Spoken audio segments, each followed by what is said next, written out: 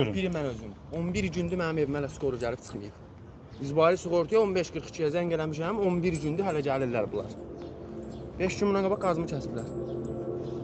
11 gündür mənim sifətimə baxır, indi şəklini göstərəcəm. Sən nə gündə idin? Nə kəsiblər ki qazımı?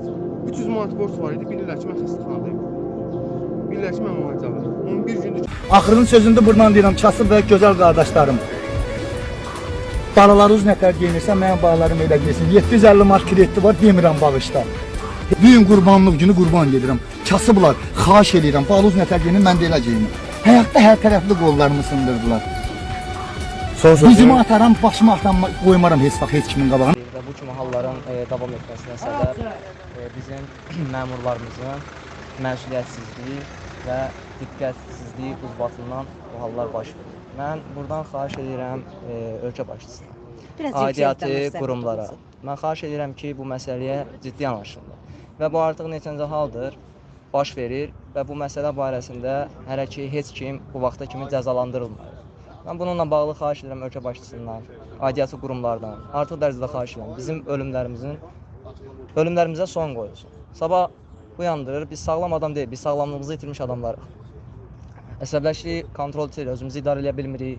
Yəni bunun da səbəbkarları dövlət işçiləridir, məmurlardır. Əksəriyyəti bizi bu vəziyyətə gətirib çıxardır. Mən bir daha xahiş edirəm, yəni ki, bu xoşa gəlməz hallar dövlətimiz tərəfindən aradan qaldırılsın. Bizi parçalamasınlar, bizi əzməsinlər, bizi öldürməsinlər. Məqsədləri nədir bunların? Hələ heç bir icra başçısı cəzalandırmayıb, hələ heç bir məmur cəzalandırmayıb. Heç kim. Yoldaşlarımız var ki, əlilliğini ala bilmir, bugün üstündə gedir nazirliyə, sosial nazirliyə. Oradan qaytarırlar geri.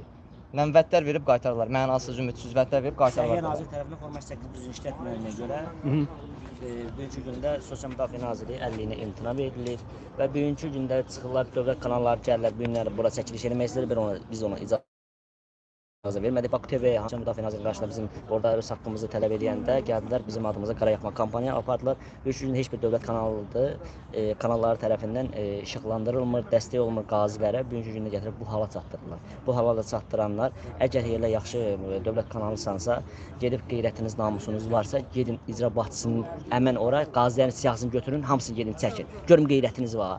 Qeyrətiniz olsaydı bugünkü gündə İbrahimov Əfsanə, Haqq Səsi TV1-in əməkdaşı. Bugün sizinlə çox ağır, amma danışmaqdan qaçmağın mümkün olmadığı bir mövzunu paylaşmaq istəyirəm.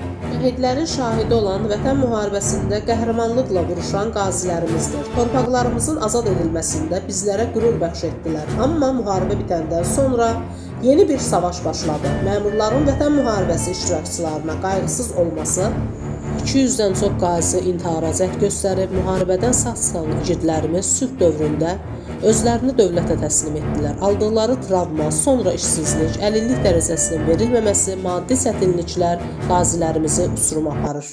Biz cəmiyyət olaraq qazilərimizə qarşı biganə qalmamalıyıq. Qazilərimiz bizim baş tacımızdır. Onların ölümünə susmaq olmaz. Dövlət qurumları, şəhid ailələrinə, qazilərimizə, veteranlarımıza diqqət göstərməniz vacibdir.